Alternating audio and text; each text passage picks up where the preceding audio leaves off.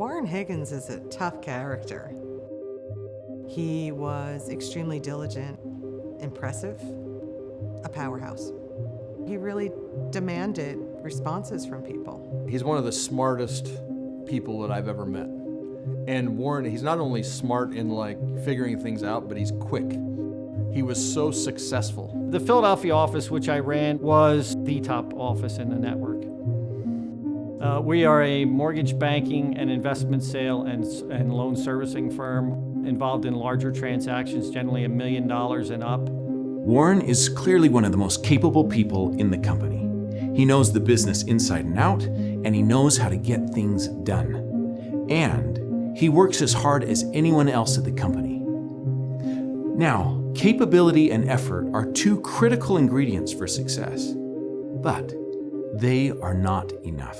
There's always someone who's a little bit the people's champion, right? Who's thinking about, well, what's the other person thinking? That was never Warren. No one wanted to work with Warren.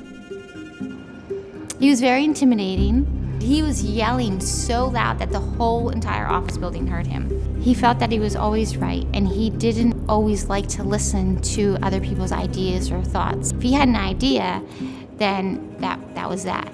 And I always used to have these conversations with Warren that was like, hey, Warren, there's a process. You jumped from A to Z, and you're standing at Z, jumping up and down and shouting at them at why they're not already there. And it would he'd get all twisted up and say, but that's the whole point. The whole point is to be right. And then everyone else just needs to get there faster. When I first started working for him, I was definitely afraid. I would ask him a lot of questions. He was more of like, you only need to know this and you only need to know that. People were terrified to ask him for things and talk to him. Warren is a problem in ways that he simply can't see. And part of his problem is that he has misunderstood throughout his entire career what it means to have a job. I was used to taking a straight line to my goal by breaking through walls and doors and fences. Being a very goal-oriented person, I thought that what you do is you just drive toward completion of a task. Is getting our tasks accomplished all that we are accountable for? Sure, Warren's getting things done, but at what cost? Look at the body count, the damage, the people who are left in his wake, people who are also trying to get things done.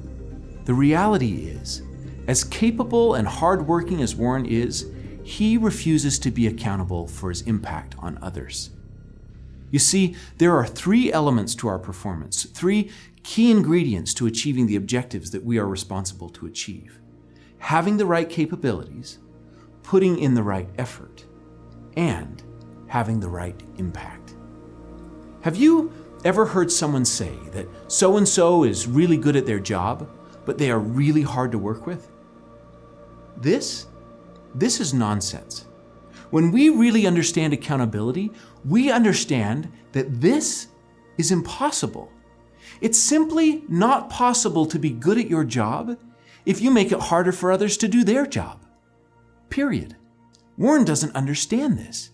He doesn't understand that it is not simply what we do that we have to be accountable for. It's the impact of what we do that we are ultimately accountable for. For Warren, something had to change. Shortly into my role as running our mortgage banking network, the CEO approached me, and he approached my boss and said, hey, I think you two are working at about a 71% efficiency level. I was devastated because, I thought I was working so hard and I thought everything I was doing was what was best, and yet I was being, singled out as the problem. I was so confused about what I was doing wrong and what was going wrong. And I said to him, I don't get it. Clearly I was being counseled that I was the problem, but everything I'm doing is right. He said, Warren, it's not enough to be right. That's when it hit me. That just because I may have a good idea and the correct idea, that doesn't mean everything I do is fine from there. Just being right isn't nearly good enough. Just being right isn't nearly good enough. Just having the right capabilities isn't nearly good enough. And simply working really hard isn't nearly good enough. Of course, having the right capabilities, putting in the required effort, that's all essential, but it's not sufficient. If I am to become truly accountable, I have to measure not only what I accomplish, but I have to also measure what others are able to accomplish as a result of the way that I'm working. How I work with others, how I show up, how I help others, how I deliver results. In these lessons, we will get at the heart of what it really means to be accountable. And you'll become equipped with the tools that you need in order to drive accountability in every area of your life. If you master these tools, you will become exactly who your organization needs you to be.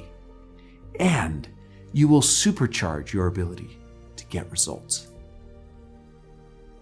He was at an age and a stage where he didn't need to change. He didn't need to change to make more money. He didn't need to change to rise up in his career. He was at the pinnacle. And yet he was willing to say, there's something in here for me, there's value in here for me because I want to be better and we can do better. The way that he is now, if he was that way when he was a mortgage banker, he probably would have had a lot better relationships with his coworkers. He probably would have been even more successful because they would have been that more willing to help him, and they would have helped him because they wanted to, not out of fear. Now people are very interested in working with Warren. And in fact, when we have some thorny problems, people will say, well, why don't we get Warren to help? Which I never would have expected, but he's kind of becoming part of the glue that holds the company together. Helping other people and watching people grow, watching them prosper, watching them get better at what they do is far more rewarding. He's much more personable, and then he takes time to make sure that he talks to some of the staff, gets input from them, asks them how they're doing. Really like Warren. You realize that for me to fully understand the picture and do my job the way that I want to do it, I kind of like to know it, the full picture. So he now takes the time, he's like, oh, I forgot, you need the full picture. So I'm going here because of XYZ. And then I think together we're able to work better. He's easy to work for, super nice, he's friendly, he's incredibly generous. He's funny, he's self-deprecating, and in a way that before he just couldn't allow himself to be. He enjoys life more now than he did.